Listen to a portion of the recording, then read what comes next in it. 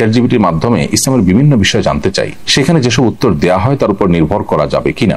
প্রথম কথা হলো যে চ্যাট জিপিটি অনলাইনে যা পায় সেখান থেকে কালেকশন করে দেয়। তো অনলাইনে যা কিছু আছে তার সবকিছু তো সঠিক নয়। অতএব চ্যাট জিপিটি বা এআই এই সমস্ত টুলগুলো ব্যবহার করে আপনি শরীয়ী প্রশ্ন, বিশেষ করে হালাল হারাম, ঈমান আকীদা, এই জাতীয় গুরুত্বপূর্ণ বিষয়গুলোকে আপনি সেখান থেকে জেনে আমল করার চেষ্টা করবেন না। এটা ভুল হবে। কারণ হলো সেখান থেকে সঠিক জিনিসটা যেমন পেতে পারেন, ভুলটাও পেতে পারেন। তাছাড়া এই জাতীয় অ্যাপ গুলো যে আমাদের সবসময় সঠিক উত্তর দেয় তা কিন্তু না। আমি যেটা বলছিলাম যে অনলাইনে যা কিছু আছে সেখান থেকে তারা কালেক্ট করে আমাদেরকে তথ্য দেয়।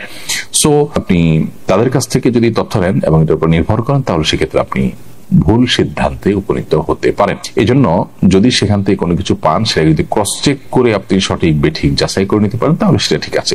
আর না হলে সেটা ঠিক হবে না। কোরআন হাদিস ভিত্তিক এই যে ইলম, এই যে নলেজ, ইসলামিক নলেজ, এটা কিন্তু দ্বীনের অংশ, এটা আমাদের ধর্মের অংশ।